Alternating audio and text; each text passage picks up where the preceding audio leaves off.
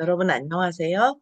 오늘은 7장 듣기 평가 시작하겠습니다. 자, 여러분. 자, 여기에 먼저 우리 들어가기 전에 본문으로 들어가기 전에 여기 한번 해볼게요.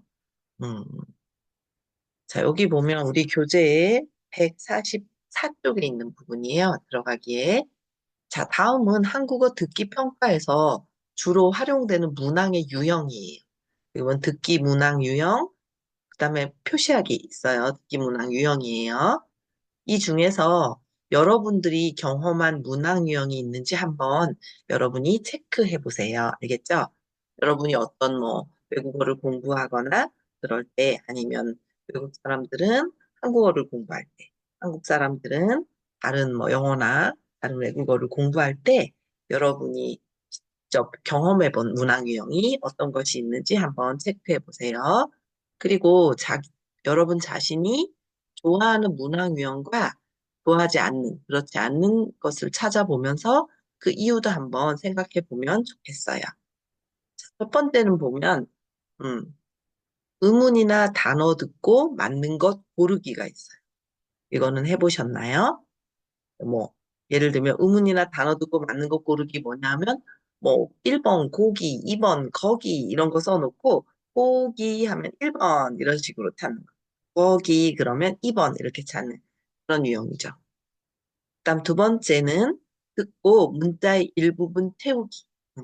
문자 일부분에 빈칸 같은 거 채우기. 그다음에 적절한 반응 찾기. 또 듣고 유사한 문장 찾기. 듣고 맞는 그림 찾기. 듣고 그림 나열하기. 요리 순서 같은 거죠. 그쵸? 듣고 그림, 지도, 도표 등을 완성하기. 듣고 중심 소재, 중심 생각 고르기. 듣고 내용과 일치하는 것 고르기 아니면 내용과 일치하지 않는 것 고르기.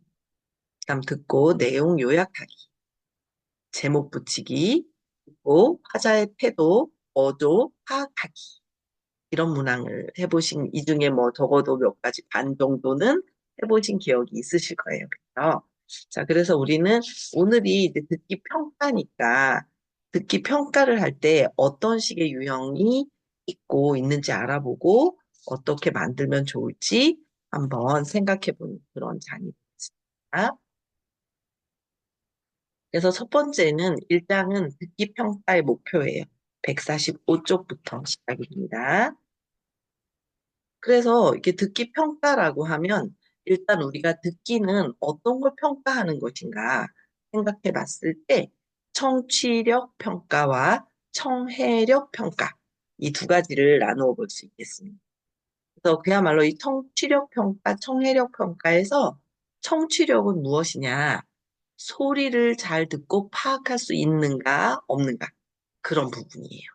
예를 들면 우리 아까 앞에서 이 유형들이 있었죠. 그 유형들 중에 음운 듣기라든지 이런 것들은 소리 자체를 듣고 파악할 수 있는 능력 이런 걸 말하죠. 그렇죠? 또 그리고 그래서 이제 어휘 한자 한자짜리 강, 공, 방, 빵 이런 것들을 하면 방과 빵에서는 비읍과 그 뭐지? 그 쌍비읍의 음운 차이 평과 경음의 차이 이런 것들을 듣는 거죠.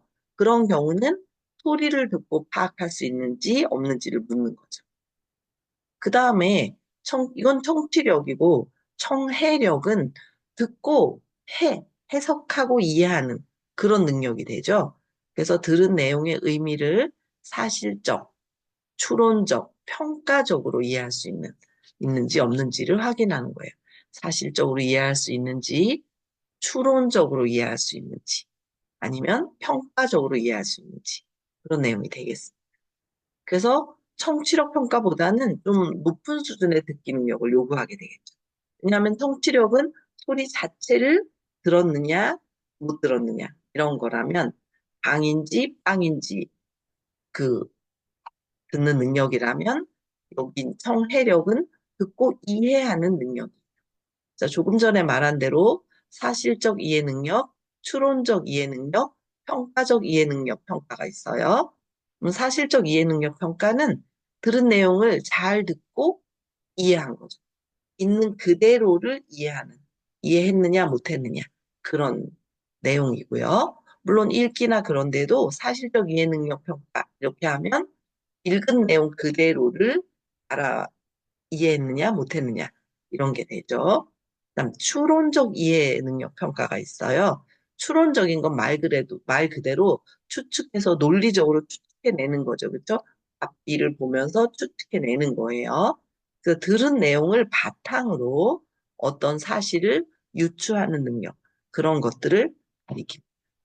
그다음 평가적 이해는 들은 내용을 타당성, 정확성, 어조, 태도, 분위기 같은 것을 판단하는 능력입니다.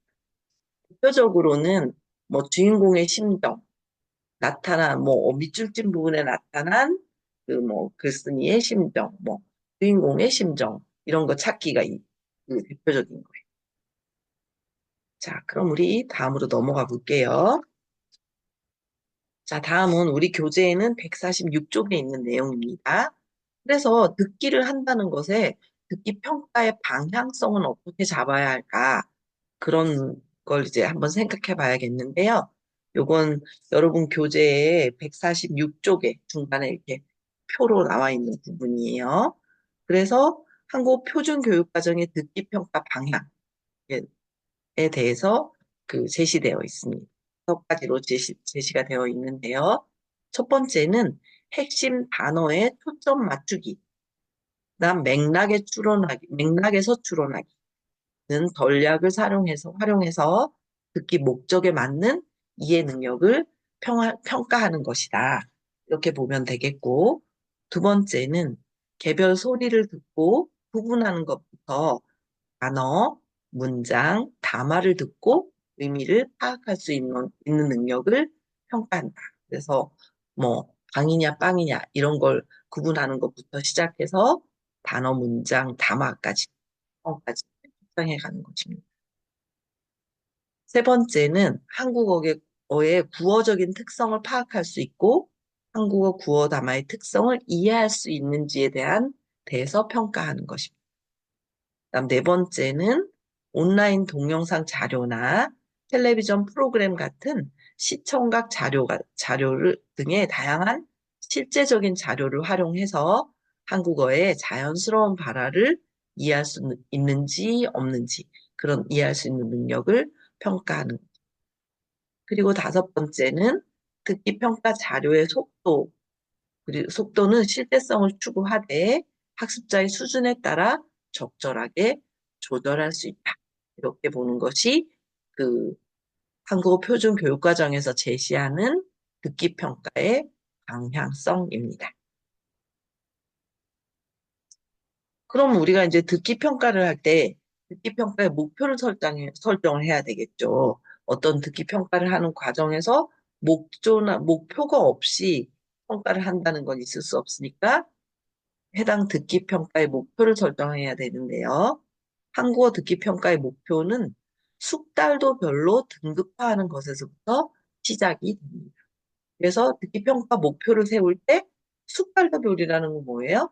초급, 중급, 고급 혹은 1급, 2급, 3급, 4급, 5급, 6급 이런 식으로 숙달도 얼마나 잘할 수 있느냐죠. 그렇죠? 그 별로 등급화해서 듣기 평가의 목표를 제시하는 것이죠. 그리고 에게 나타나는 전형적인 듣기 능력 발달 과정을 고려해야 합니다. 다음은 실생활과 밀접도, 그리고 한국 교실에서의 교수 학습 가능성 같은 것들을 종합적으로 검토해 보는 것이 좋습니다. 그리고 각 숙달도별로 한국 학습자들에게 요구되는 듣기 능력을 객관적이고 구체적으로 기술하는 것이 듣기 평가 목표 설정에서 기본적으로 여러분이 생각하고 출발해야 되는 것입니다. 그래서 보통 이제 1급과 2급을 초급이라고 하고 3, 4급은 중급이라 그러고 5, 6급은 고급이라고 하는데 이 각각의 초급, 중급, 고급의 목표 설정하는 데 주의해야 될 것들을 보면 1, 2급 초급에 해당되는 것은 기초적인 언어 능력을 바탕으로 한국에서 기본 생활이 가능해야 합니다. 그래서 여기에서는 기본적이고 일상적 듣기 상황에서의 이해 능력을 측정하는 것이죠. 그리고 이를 위해서 학습자들은 한국어 의문 식별이 가능해야 되고 단순하고 평이한 질문이나 그리고 일상에서 자주 접하는 대화나 이야기를 듣고 이해할 수 있어야 되고요. 실생활에서 자주 접하게 되는 담화 내용을 듣고 적절하게 반응할 수 있어야 합니다. 1, 2급에서 목표를 설정하는 출발점, 기본이다 생각하시면 되겠습니다. 그 다음 3, 4급에서는 그러면 조금은 조금 덜 친숙하지만 자주 접하게 되는 사회적 내용에 대한 담화를 이해할 수 있어야 되겠죠. 그래서 대부분의 일상 대화를 이해하고 친숙한 사회적 소재의 대화나 담화를 듣고 내용을 파악할 수 있어야겠습니다. 그리고 5, 6급, 고급에서는 학업이나 업무 영역과 같은 특정 전공과 전문 영역에서의 듣기 이해가 가능해야 합니다. 듣기를 이해할 수 있어야 되고, 사회적이고 추상적인 내용의 강연, 대담, 토론 등을 듣고 인 메시지를 파악하거나 유추할 수 있어야 하겠습니다. 각각 1, 2급 초급, 3, 4급 중급, 5, 6급 고급의 듣기 목표를 설정할 때 여러분이 기본적으로 감안하고 있어야 되는 내용들이 되겠습니다. 그럼 이런 내용을 바탕으로 그 표준 모형에서 말하는 등급별, 각 등급별 이제 그 듣기의 등급별 목표가 되겠는데요. 이 등급별 목표들은 말하기, 듣기, 읽기, 쓰기 네 가지가 표준 모형에서는 네 가지가 모두 등급별 목표가 제시가 되어 있어요. 표준 모형에. 그럴 때 비슷한 것 같은데 자세히 보면 조금씩 달라요. 말하기의 목표, 듣기의 목표, 읽기의 목표, 쓰기의 목표. 일단 여기에서 우리 나중에 후반부에는 그 읽기를 하게 될 텐데 그때 읽기에도 이렇게 각각의 목표가 나와요. 그래서 이것들을 여러분들이 그냥 뭐 비슷하다 이거 쓱 넘어가지 말고 이렇게 듣기를 할 때 듣기의 목표들을 잘 이렇게 기억하고 또 읽기를 할 때는 읽기의 목표를 잘 기억하고 또 다음에 여러분들이 표현교육론을 배우게 되면 쓰기와 말하기의 목표들도 그때그때 한 번씩 잘 익혀둘 필요가 있습니다. 그래서 먼저 우리 여기에, 여기에 일단 듣기에 초급, 1급, 2급부터 차례대로 보겠습니다. 1급의 목표는 여러분 교재에는 148쪽에 있습니다. 148쪽에 등급별 목표가 있어요. 토픽에서 등급별 목표인데 1급의 목표는 같이 한번 읽어볼게요. 한국어의 기본적인 의문은 자음, 모음, 받침이죠. 의문을 식별할 수 있다. 아까 말한 방과 빵의 차이라면 비읍과 쌍비읍의 그 평음과 경음의 의문의 차이를 그 소리를 이해할 수 있어야 된다는 거고 뭐 고기, 거기 이렇게 된다면 오와 오 모음과 어 모음을 구분하는 거죠. 받침도 그렇고요. 두 번째는 일상생활과 관련 있는 간단한 질문을 듣고 대답할 수 있어야 한다. 그리고 세 번째는 일상생활과 관련이 있는 간단한 대화를 듣고 내용을 파악할 수 있다. 다음, 사적이고 친숙한 소재에 관한 매우 간단한 이야기를 듣고 내용을 파악할 수 있다. 요 정도가 초급에서 1급의 목표가 되겠습니다. 그럼 초급 2급의 목표는 구별하기 어려운 의문이나 의문의 변동을 식별할 수 있다. 그러니까 초급 1에서는 1급에서는 자음, 모음, 받침 정도였다면 2급에서는 어려운 의문 변동들을 이해할 수 있다. 그 일상생활과 관련이 있는 평이한 질문을 듣고 대답할 수 있다. 생활과 관련 있는 평이한 대화나 이야기를 듣고 내용을 파악할 수 있다. 그 다음, 실생활에서 자주 접하는 간단한 안내방송 등의 실용적인 담화를 듣고 내용을 파악할 수 있다. 이렇게 네 가지가 대표적인 2급의 듣기의 목표입니다. 3급의 목표를 보면 3급과 4급은 중급에 해당되는데요. 3급의 목표는 대부분의 일상 대화를 듣고 내용을 파악할 수 있다. 사적이고 친숙한 소재에 관한 대부분의 이야기를 듣고 내용을 파악할 수 있다. 친숙한 사회적 소재를 다룬 평이한 대화나 담화를 듣고 내용을 파악할 수 있다. 광고나 인터뷰, 일기예보 등의 실용 담화를 듣고 대체적인 내용을 파악할 수 있다. 이게 3급의 목표가 되겠습니다. 그리고 4급의 목표를 보면 친숙한 사회적 소재를 다룬 대화나 담화를 듣고 내용을 파악할 수 있다. 복잡한 맥락을 갖는 담화를 듣고 함축된 의미를 파악할 수 있다. 다음 간단한 뉴스나 방송 담화 등을 듣고 내용을 파악할 수 있다. 친숙한 소재를 다룬 평이한 토론을 듣고 내용을 파악할 수 있다. 이렇게 3, 4급에서는 조금 사회적이고 그런 내용을 다루지만 친숙한 사회적 소재라는 개념에서 소재를 볼 수 있겠고 모두 다 듣기와 관련된 내용입니다. 그 다음 고급에는 5급과 6급으로 나누어 제시하고 있는데요. 5급에서는 업무 영역이나 전문 영역에서 다 이루어지는 일반적인 대화를 듣고 내용을 파악할 수 있다. 친숙한 사회적, 추상적 소재를 다룬 강연, 대담 등을 듣고 대체적인 내용을 파악할 수 있다. 그다음 사회적이고 추상적인 소재를 다룬 담화를 듣고 화자의 의도를 파악하거나 내용을 추론할 수 있다. 주례사, 추모사 등 특수한 상황에서 담화를 듣고 대체적인 내용을 파악할 수 있다. 이 정도면 5급의 목표입니다. 5급 듣기의 목표가 되겠고 5급 정도를 하면 이제 거의 한국 사람이죠.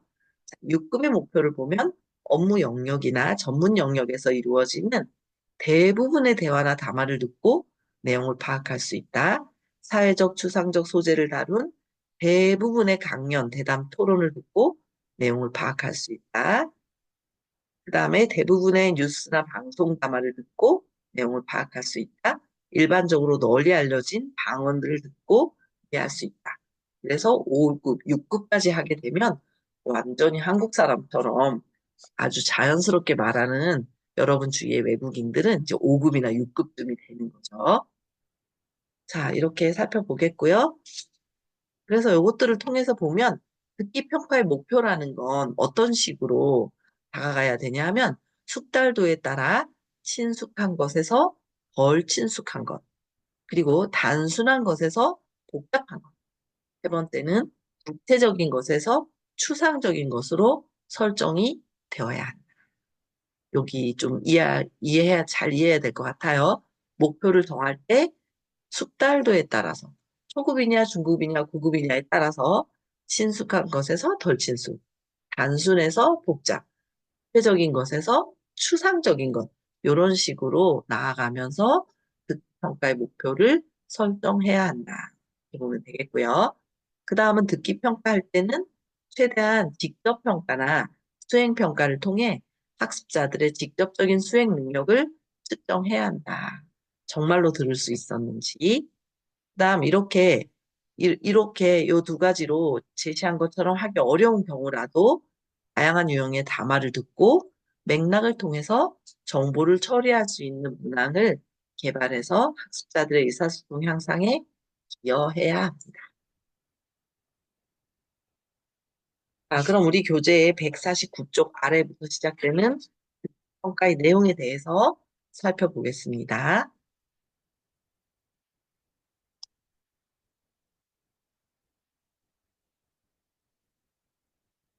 여기 보면 한국어 학습자들이 듣기를 잘 수행하기 위해서는 발음, 억양, 어휘, 문법과 같은 한국어의 표면적 구성 요소를 잘 파악해야 되고 그것이 사용되는 활용적 맥락을 바탕으로 자신이 들은 청각적 메시지의 의미를 파악할 수 있어야 한다. 이렇게 보고 그 평가의 내용을 설정할 때 이런 것들을 기본으로 바탕에 깔고 시작하면 좋겠고요. 듣기 평가 내용은 발음이나 어휘, 문법 등의 언어 요소의 이해 정도를 확인하는 청취력 평가가 있고 특정 상황 맥락과 연계된 청해력 평가가 있습니다. 우리가 오늘 수업에 출발해서 듣기 평가가 어떤 것이냐 할 때 청취력 평가, 청해력 평가에 대해서 간단하게 출발할 때 우리가 살펴보고 왔었죠. 그런 부분이 평가 내용에 이 두 가지가 뭐 최종적으로 청해력 평가를 할 수 있어야 된다. 청해력을 높일 수 있어야 된다 하는데 이때 청취력은 필요 없다가 아니죠. 청취력가 청취력이 바탕이 돼서 청해력을 꽃피울 수 있어야 되는 거니까요.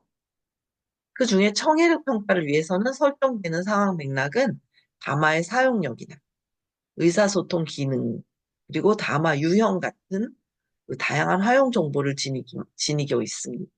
뿐만 아니라 듣기 내용을 들을 때 일부만 들어도 충분히 이해할 수 있는 것들도 있지만 전반적이고 종합적인 이해를 통해 요점을 파악하거나 어떤 사실을 유추해야 하는 경우가 많이 있습니다. 그 듣기 평가의 내용에는 언어적 요소뿐만 아니라 언어 수행을 위한 듣기 과정이나 또한 세부 기술 등도 포함되어야 하는 것입니다.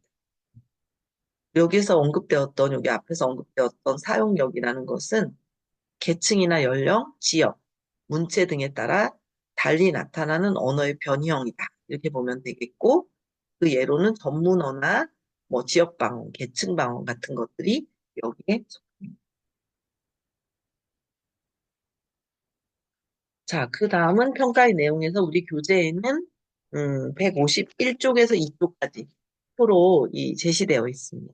그래서 여기는 보면 숙달도벽 한국어 듣기 평가의 내용에 대해서 이렇게 제시하고 있어요. 그래서 먼저 이제 평가 범주에서 주제나 소재 그리고 기능으로 나눌 수가 있겠는데 여기 이제 이때부터 초급, 중급, 고급 이렇게 되어 있죠. 그래서 주제나 소재는 초급에서는 생존에 필요한 기본적인 소재들, 예를 들면 음식, 쇼핑, 길찾기 같은 것들이 주제나 소재로 들어가게 되고 일상생활에서 첫 번째는 생존에 필요한 거라면 일상생활에서 자주 접하는 주제, 뭐 소개, 인사, 학교생활 이런 게 있어요.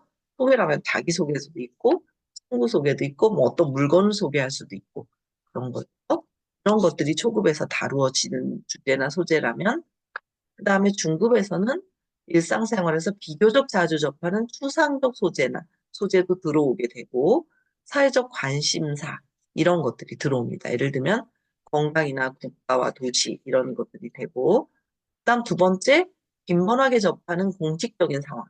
예를 들면, 공공기관 이용하기라든지 직장 생활하기, 이런 데에서 나타나는 소재들을 다루게 됩니다. 그리고 고급에서는 직장 생활에서의 구체적인 직무 수행 활동 영역이 들어가게 되고 추상적이거나 사회적인 소재나 주제가 구체적으로 이제 들어가게 되고요.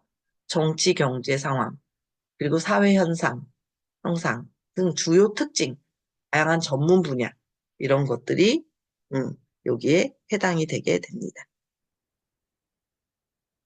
여기는 제가 오타가 났네요. 사회 현상입니다. 잠깐.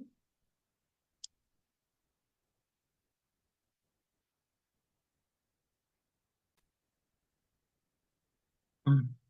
오타를 잠깐 수정했습니다.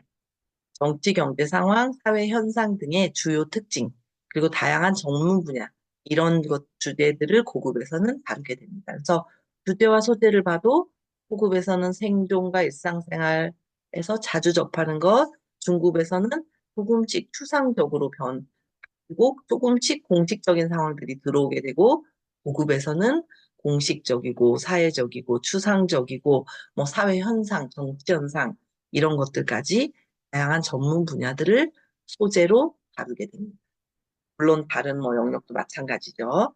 그다음 기능을 보면 초급에서는 의문식별하기, 간단하고 평이한 질문 듣고 대답하기, 그다음에 일상생활 관련된 간단한 대화 듣고 내용 파악하기, 사적이고 친숙한 소재의 이야기, 물건 사기, 인사표현 이해하기, 간단한 안내 방송 등의 실용 담아 듣고 내용 파악하기 이런 것들이 초급의 기능이 되겠고요.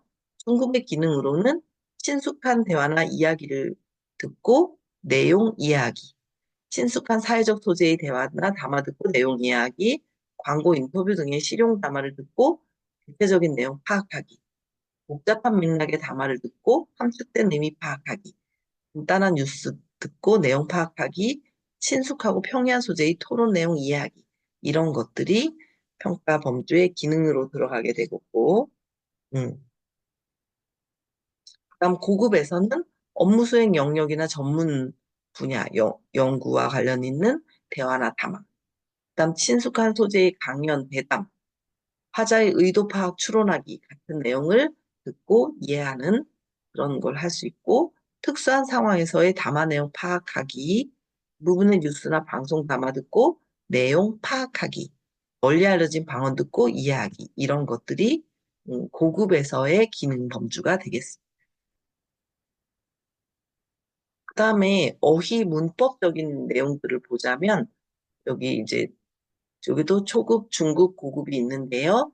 초급에서는 생존에 필요한 기본 어휘, 일상생활에 자주 접하는 화제나 그 소재에 관련된 어휘, 공공시설 이용 시 자주 사용되는 기본 어휘, 한국어의 기본 문장 구조와 기초적인 문법 규칙, 이런 것들이 초급의 어휘와 문법이 되겠고, 중급에서는 일상생활에서 사용되는 대부분의 어휘, 업무나 사회 현상과 관련된 기본 어휘, 일상생활에서 비교적 자주 접하는 추상적인 소재 관련 어휘, 직장, 병원, 은행 등 비교적 빈번하게 접하는 공식적인 상황에서 필요한 어휘, 기본적인 한자어, 뉴스 등에 자주 등장하는 어휘, 빈도가 높은 관용어와 속담, 복잡한 의미를 갖는 조사, 복잡한 의미나 체계를 갖는 연결어미와 구조용어, 논리적인 서술이나 표현에 필요한 문법 표현, 이런 어휘와 문법들이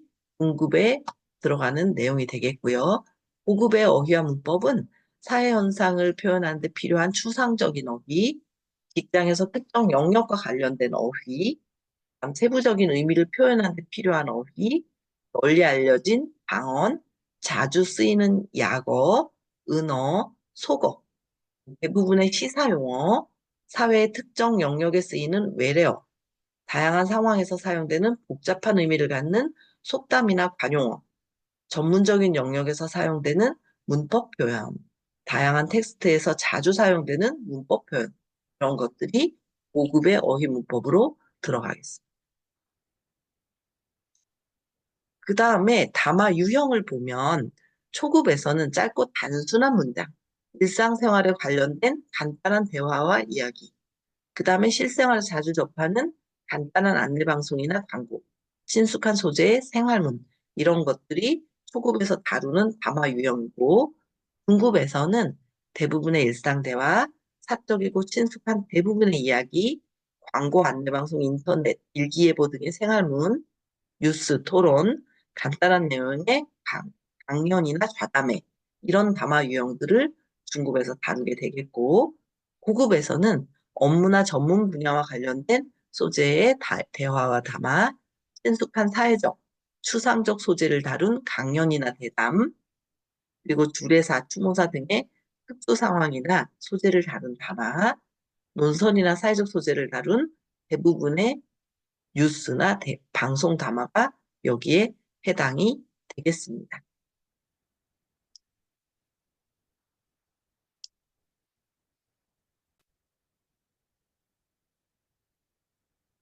그래서 논설이나 이렇게 대부분의 뉴스나 방송 담화 이런 것들을 모두 포함해서 여기에 보면 이제 특징적인 건 보면 담화 유형이 대부분이 어쨌든 말로 할 수 있는 것들이지만 초급과 중급과 고급에서는 담화 유형이 좀 현격하게 차이가 나는 그런 걸 알 수 있습니다. 자, 그럼 우리 이제 여러분 교재 152쪽부터 해당되겠는데요. 그럼 우리가 이제, 평가에서 듣기 평가 문항의 유형은 어떤 것들이 있는지 듣기 평가 문항 유형에 대해서 같이 살펴보도록 하겠습니다. 자, 듣기 평가의 문항 유형이라고 했는데 이 듣기 평가의 문항 유형은 음, 여러분들이 이제 여러 학자에 따라서 듣기를 수행하는 유형에 따라 여러 학자들이 분류하고 그리고 이렇게 제시하고 있습니다. 그래서 우리 이제 교재에서는 브라운이 제시한 듣기평가의 문학 유형을 이제 그 기준으로 살펴보겠습니다. 그래서 이제 여기에 보면 이제 그 브라운은 듣기 유형을 세부적 듣기, 반응적 듣기, 선택적 듣기, 확장적 듣기 이렇게 네 가지로 크게 나누어서 제시하고 있습니다.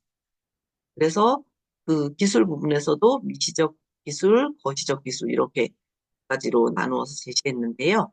자, 세부적 듣기는 뭐 예를 들면 음운, 형태소 직결, 의문이나 형태소 뭐예요? 의문은 뭐야? 자음, 모음.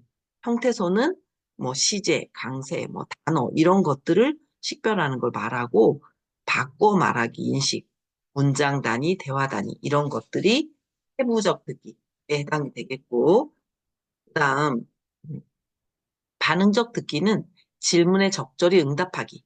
그래서 폐쇄형, 개방형 이런 내용들이 반응적 듣기에 해당이 됩니다. 그래서 그 세부적 듣기는 어떤 하나의 긴 말 안에서 그 안에 이런 세부적인 요소들을 그 확인하는 그런 인식할 수 있는 듣기 능력을 판별하는 거고요. 그 반응적 듣기는 조금 그 질문에 대답하고 이런 거니까 약간은 좀 짧은 담화로 이루어지게 되겠죠. 그래서 짧은 발화로 그걸 짧은 말화에 뭐 이름이 뭐예요라는 이런 짧은 발화를 듣고 그거에 반응하는 그런 방식이 있고 선택적 듣기는 듣고 빈칸 채우기라든지 정보 변환 그래서 듣고 맞는 그림 찾기 그림 보고 맞는 설명 고르기 듣고 표 완성하기 그리고 문장 반복하기 해서 문장이나 문장의 일부분을 단순히 따라하는 과제 이런 것들도 이 선택적 듣기에 해당이 됩니다.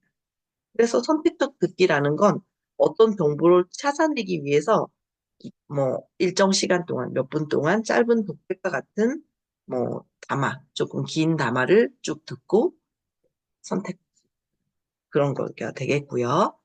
그리고 확장적 듣기는 받아쓰기랑 의사소통적 담화 듣고 대답하기, 대화 듣고 선당 문항 풀기, 뭐 실제적 과제로 강의 듣고 요약하기, 듣기와 읽기 자료를 함께 제공해서 들으면서 읽기 자료의 틀린 부분을 뭐 보정하기, 긴 담아 듣고 질문에 유추하여 대답하기, 들은 내용 다시 전달하기, 이런 것들을 음, 그 찾는 것이 브라운이 제시한 듣기 평가의 가장 대표적인 큰 유형이라고 생각하면 되겠습니다.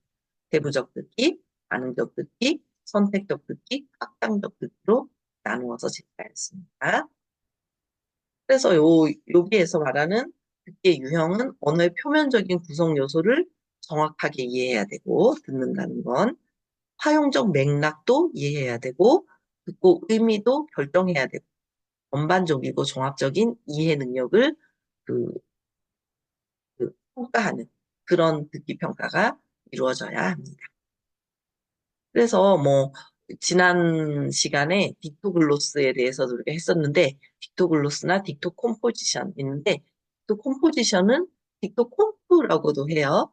그래서 딕테이션하고 콤포지션하고 합쳐진 말이에요. 그래서 듣고 사실 이 두 가지는 딕토콤포지션 혹은 딕토콤프는 사실상 들은 내용을 그대로 이어 전사하는 능력을 기본적으로 요구해요. 물론 컴포지션이라는 뜻이 장문이라는 뜻이 있기 때문에 잘 들어서 장문학이라서 어느 정도는 자기가 기술하거나 만들기도 해요. 뭐 팀 활동을 하기도 했는데 최선을 다해서 원문에 가깝게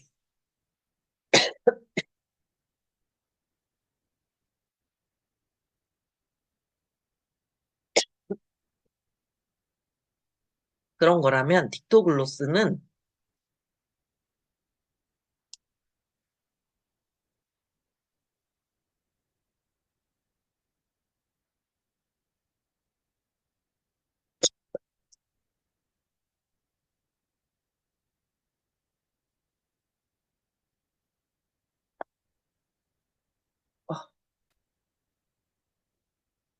어, 죄송합니다. 녹화를 중단한 줄 알았는데 중단이 막 안 됐어요. 너무 급해서. 다시 할게요, 여기. 그래서 아까 조금 전에 말했던 빅토 컴포지션은 조금 들은 내용을 그대로의 최선을 다해서 원문에 가깝게 전사하거나 그 문장을 만들어내는 장문이라면 픽토글로스는 우리가 수업에서도 한번 다룬 적이 있죠. 이건 듣고 기본적인 아주 간단한 단어들을 각자 들은 다음에 사실 디토글로스가 그룹 활동을 해서 그들이 이야기를 새롭게 만들어내는 그 이야기에 원래 뭐가 있었을까라는 본문의 줄거리는 맞지만 나머지들은 그 개별 활동으로서 더 충분하게 하는 그런 차이가 있었어요. 그래서 딕토글로스나 딕토 콤포지션의 형태로 이루어지는 받아쓰기 개념이 아니라 간단한 단어나 표현을 듣고 받아 적는 수준의 것이라면 온전히 확장적 듣기 유형에 속한다고 보기는 조금 어렵다. 그래서 여기 확장적 듣기가 아니라 그 틱톡 컴포지션 같은 경우는 조금은 확장적이라고 하기는 원문을 그대로 전사하는 개념이고 또 글로스는 조금 더 원문에 가까운 내용을 장문하는 거니까 확장이라고 하기는 조금 애매하다. 이렇게 봐야 되겠고요. 특정 음소를 듣고 식별해서 써야 하는 형식이기 때문에 그렇게 보시는 거고요. 또 받아쓰기 결과물을 채점할 때는 자모를 정확하게 표기했는지가 중요시되기 때문에 그 중요시되기도 하기 때문에 단순히 듣기 능력 평가로는 보기는 어려운 측면이 있습니다. 왜냐하면 듣고 받아 쓰기이기 때문에 요거는 받아 쓴다는 건 그 글쓰기, 쓰기의 영역까지 함께 듣기와 쓰기 영역이 되잖아요. 글로스나 디토 콤포지션을 보면 그러면 우리가 이제 세부적 듣기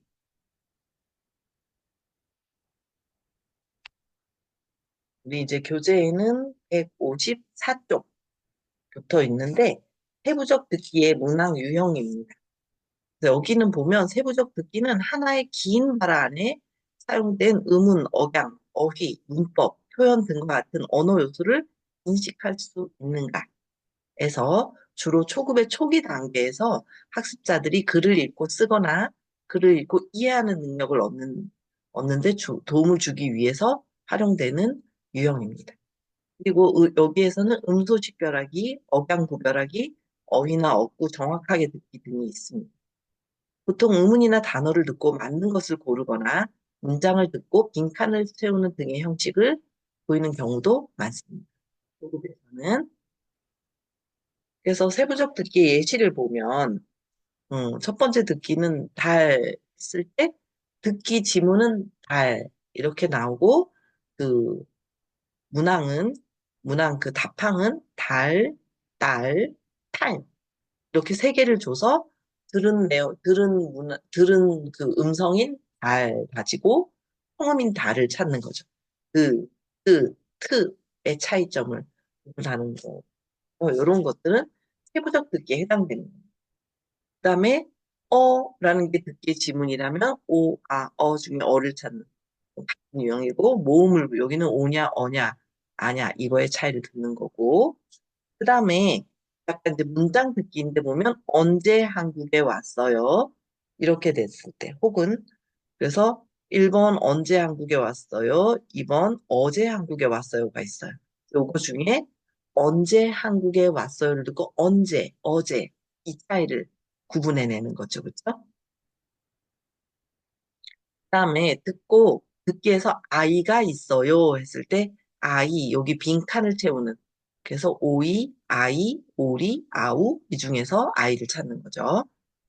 그다음 듣기 지문이 안녕하세요, 진이에요. 캐나다에서 왔어요. 만나서 반가워요. 요걸 보고 이 사람은 캐나다 사람이다. 이 사람은 캐나다를 좋아한다. 했을 때 캐나다 사람이다를 찾는 거죠. 그래서 캐나다에서 왔어요가 캐나다 사람입니다. 하고 바꿔서 표현한 거예요. 바꿔 말하기로. 그렇죠? 여기는 바꾸어서 말하는 것을 평가하는, 인식하는 능력을 평가하는 항목이고요. 캐나다에서 왔어요. 캐나다 사람입니다. 요거 다르게 말한 거죠. 이런 것들은 세부적 듣기 평가의 예시문이 되겠고요. 이 예시는 154쪽에 있습니다. 그 다음, 반응적 듣기. 우리 교재는 155쪽이고요. 반응적 듣기는 뭐냐? 인사, 질문, 명령, 이해하기 등 비교적 짧은 발화를 듣고 간단한 반응을 볼 수 있는가를 확인하는 문항입니다. 그래서 이름이 뭐예요? 저는 유소영입니다. 이렇게 딱 반응하는 그런 거죠. 그쵸? 이리 오세요 하면 딱 일어나서 딱 오는 그런 반응을 보는 거예요. 그래서 보통은 문장 수준의 질문이나 부탁, 제안, 사과 등에 포함된 특정 표현을 정확하게 듣고 거기에 이어질 적절한 반응을 찾는 형식으로 출제가 되는 것이 좋습니다. 자, 여기 예시도 보면, 녹음 대본에는 점심을 안 먹었더니 배가 너무 고파. 그래? 왜 점심을 굶었어? 이랬을 때, 응, 안 먹었어. 아니, 아직 안 먹었어. 수업이 늦게 끝났거든. 점심을 먹느라. 이 중에 답은 3번이죠, 여기에서는. 그죠? 그때 왜, 그래? 안 먹었더니 배고파. 그러니까 왜 안 먹었어? 왜 굶었어? 라고 하니까, 왜 굶었어? 하면 이유를 말했는데, 응, 안 먹었어는 안 되죠. 아니, 안 먹었어도 안 돼요. 수업이 늦게 끝났거든. 요 거든을 알아들을 수 있는 거죠. 그쵸? 이유를 말하는 거. 점심을 먹느라 이것도 이유예요.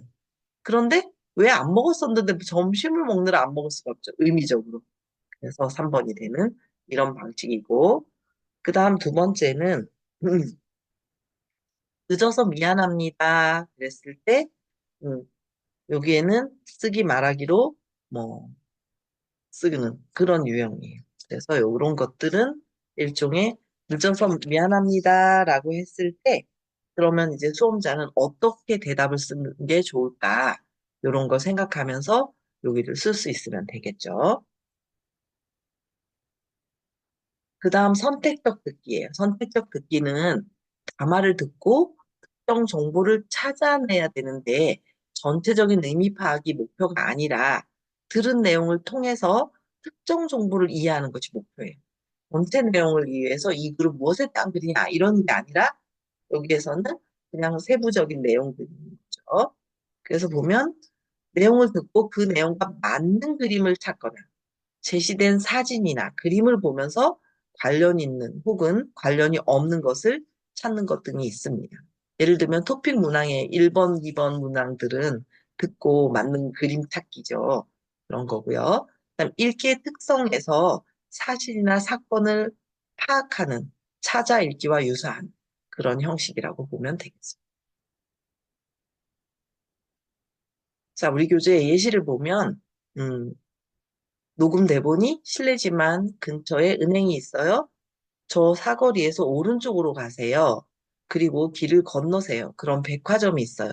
백화점 옆에 은행이 있어요. 그랬을 때, 뭐, 예를 들면 지도 그림이 있고, 여기 이제 지도 그림은 안 가지고 왔는데, 지도 그림이 있고, 지도 그림 위에 위치 1번, 위치 2번, 위치 3번, 위치 4번 이렇게 있고, 그 중에 찾고, 이런 거죠. 어떤 느낌의 문항인지 아시겠죠? 자, 그다음 듣고 그림과 일치하는 것 고르기. 자, 이 도서관 그림을 보고 여기는 도서관이다. 뭐, 이 사람은 책을 산다. 복잡하지 않다. 책장 옆에 있다. 이런 걸 보고 찾는 거예요. 그래서 요거는 선택적 듣기예요. 필요한 내용은 선택적으로 들을 수 있으면 되는 거니까. 그 다음 확장적 듣기예요. 그죠? 여러분, 확장적 듣기. 그래서 확장적 듣기는 특정 발화나 담화를 듣고 하향식으로 전반적인 이해가 가능한지를 확인하는 문항입니다. 예를 들면 뭐 주제 찾기나 중심 생각 이런 것들은 그 듣기 그 지문을 읽고 확대 해석을 할 수 있는 그런 능력을 하는 거죠. 긴 강의나 대화 등을 듣고 포괄적인 메시지나 함축적인 의도를 파악하기. 이런 것들이 확장적 듣기에 해당되는 문항입니다. 그리고 요점 파악하기, 중심 내용 이해하기, 추론하기, 화자의 태도 파악하기, 화자의 어조 파악하기 등의 형식으로 그 문항으로는 발현이 됩니다. 내용 이해력뿐만 아니라 이해한 내용을 추상적으로 표현할 수 있는 고차원적 언어 능력을 측정하는 데 의미가 있습니다. 그래도 예시를 보면 듣고 알 수 없는 것 고르기. 그래서 여기 이제 문제에는 이렇게 1, 2, 3, 4 예시. 여자는 대학생입니다. 여자는 신입생입니다. 여자는 동아리에 가입했습니다. 여자는 운동을 잘하고 싶어 합니다. 요 중에서 이 녹음 지문은 귀로 듣고 지문에서 1, 2, 3, 4를 맞는 답을 찾는 거죠. 그럼 알 수 없는 것 고르기예요. 안녕하세요. 수학과에 재학 중인 김진아라고 합니다.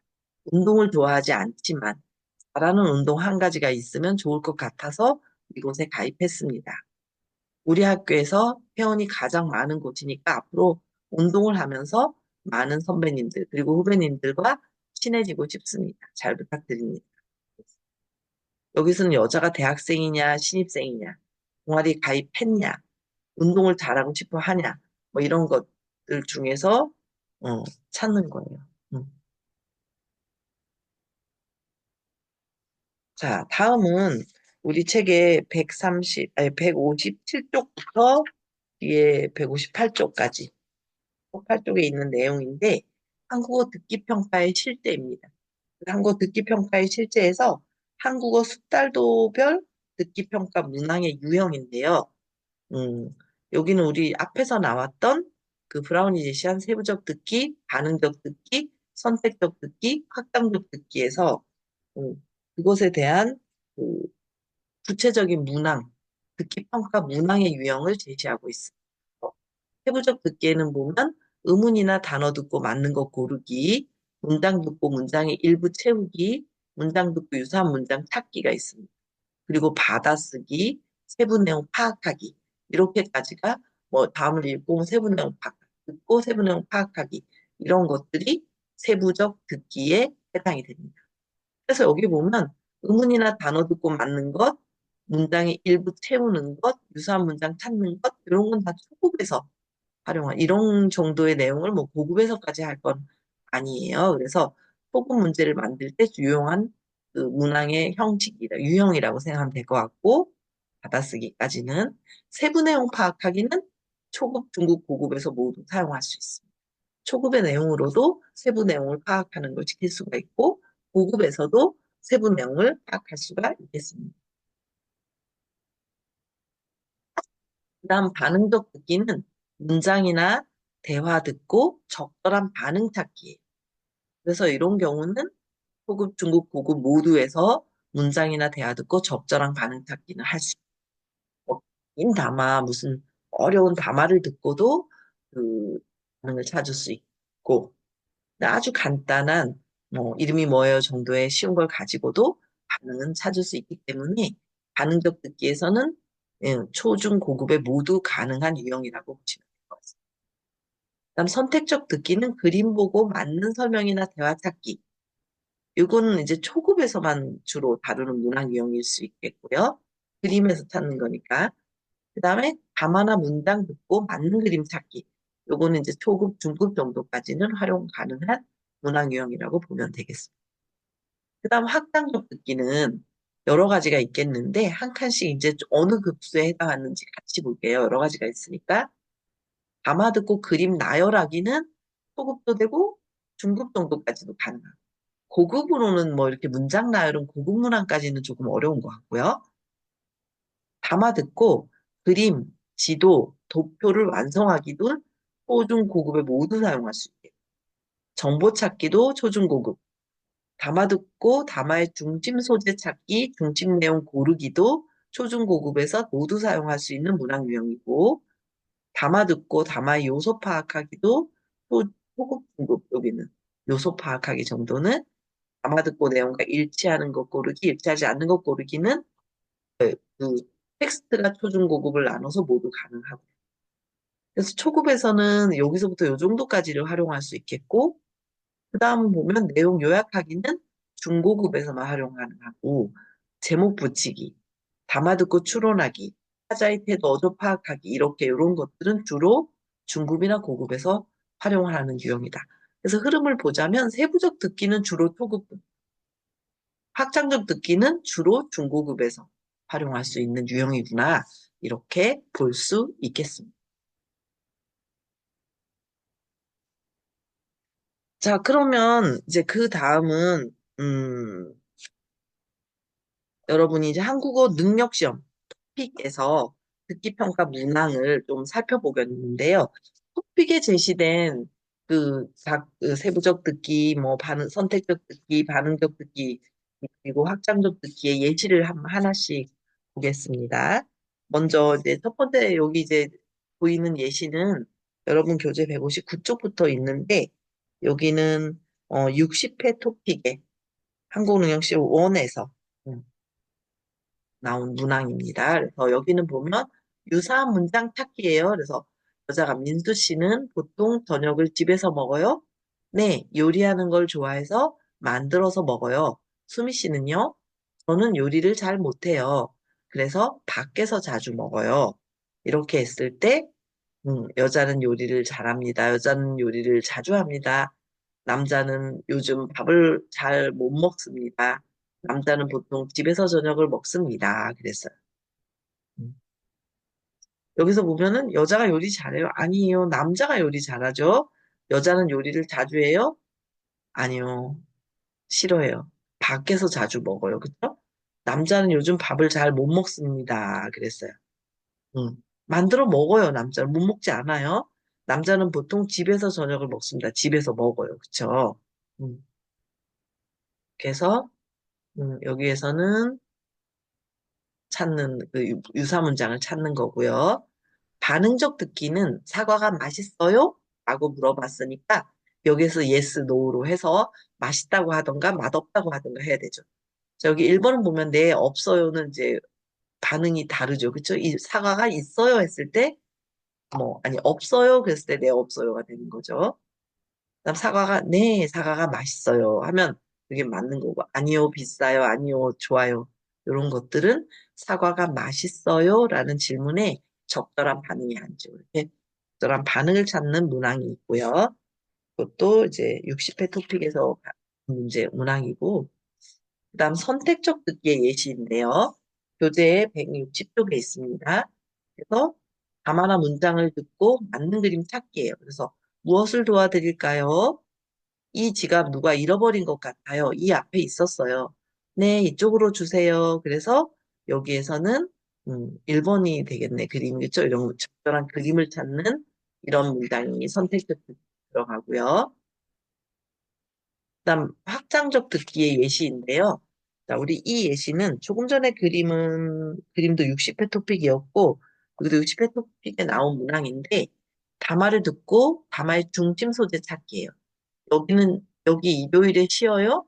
아니요, 저희는 월요일에 쉽니다. 그래서 위치, 휴일, 날씨 수업 중에서 휴일을 묻는 거죠. 그렇죠? 쉬어요? 월요일에 쉬어요. 이렇게 쉬는 날을 말하니까 휴일에 대한 이야기가 되겠죠. 그다음에 확장적 듣기의 두 번째 예시로는 담아 듣고 내용과 일치하는 혹은 일치하지 않는 것 고르기로 나와 있는 예시인데 보면 여자가 이번 사건은 배가 고파서 식료품을 훔치다가 잡힌 경우입니다. 이 경우를 일반 범죄들과 동일하게 볼 수 없죠. 안타까운 일이기는 하지만 생계형 범죄도 분명히 범죄입니다. 피해자도 존재하고요. 다른 범죄와 처벌을 음, 달리할 필요가 없습니다. 처벌을 엄격하게 하는 것보다는 경제적 어려움을 해소하고 열심히 살 수 있도록 기회를 주는 것이 더 필요하지 않을까요? 처벌이 약해지면 분명 이를 악용하는 사람들이 나타날 것이고, 그러면 비슷한 범죄가 계속 늘어나게 될 것입니다. 이걸 보고 남자의 생각, 생계형 범죄 예방을 위한 대책이 효과가 없다고 생각하는지, 생경 범죄로 인한 피해를 보상해 주어야 한다인지, 생경 범죄에 대한 사회적 인식 개선이 필요하다는 건지, 생경 범죄도 다른 범죄와 동일하게 처벌해야 한다는 건지, 이런 것들을 찾는 문항이에요. 그래서 우리 앞에 나왔던 거는 60회 토픽의 토픽 1에 대한 예시, 1에서 뽑아온 예시였다면, 요 조금 문장이 좀 복잡하고 수준이 중급 이상이죠. 그렇죠?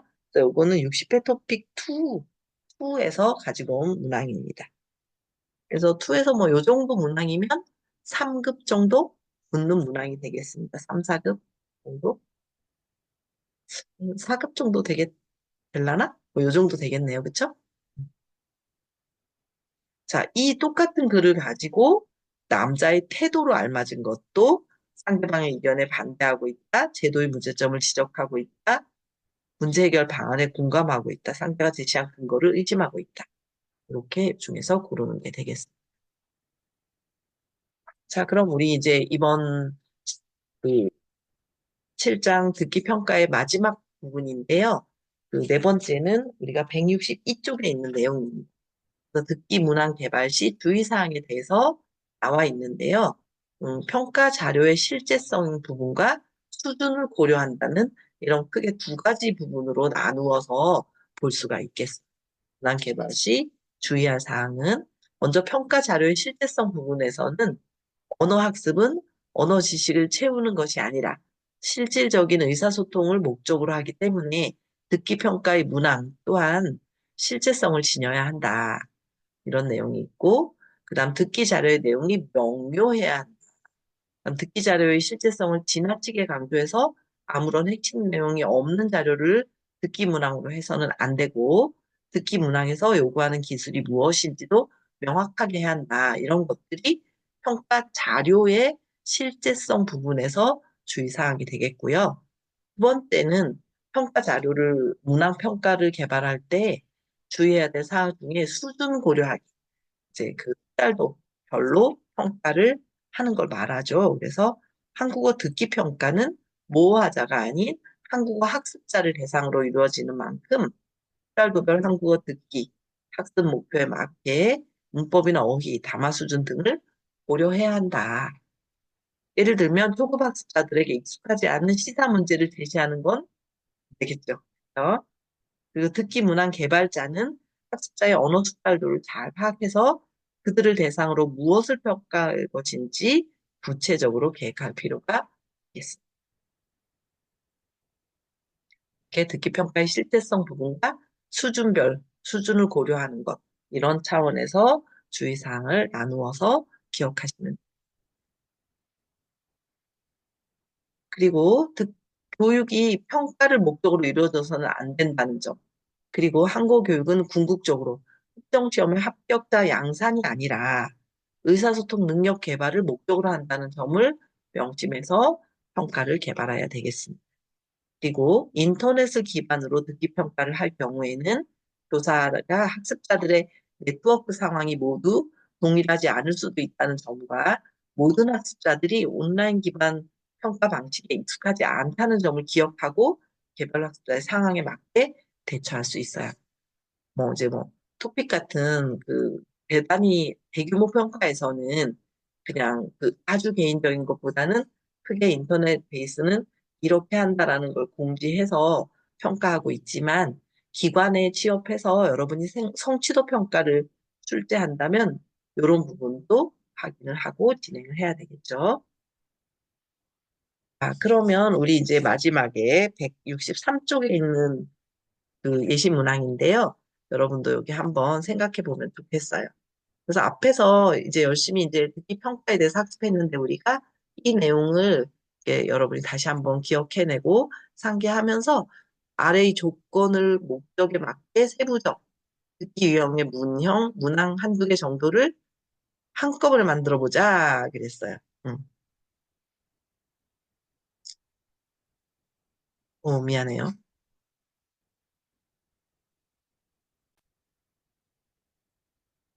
어, 제가 읽으면서 갑자기 이거 한꺼번에 만들다니 이게 뭔 소리지 했는데 오타였어요.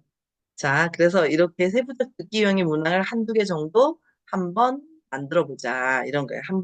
한 번에가 아니네. 한 번 만들어 보자. 이렇게 생각하면 될 것 같고, 한글 자모만 배운 학습자를 대상으로 자음, 그, 끄, 크, 이거 평음, 경음, 격음이죠. 그쵸? 같은 영국에서 나는 평음, 경음, 격음이에요. 이것을 잘 구분할 수 있는지 점검하려고 한다. 그럼 어떤 문제를 만들면 좋을까? 그랬을 때 크의 차이로 인한 문제, 음, 그런 것들을 만들어 보면 좋겠어요. 그래서 어떤 거 할 수 있을지 여러분이 한번 한두 개 정도 해보면 좋겠습니다. 자, 우리 오늘은 여기까지. 이제 7장 듣기 평가까지 했고요. 이제 다음 수업에는 읽기 교육에 대해서 하도록 하겠습니다. 자, 오늘은 여기서 마치겠습니다. 여러분 수고하셨습니다.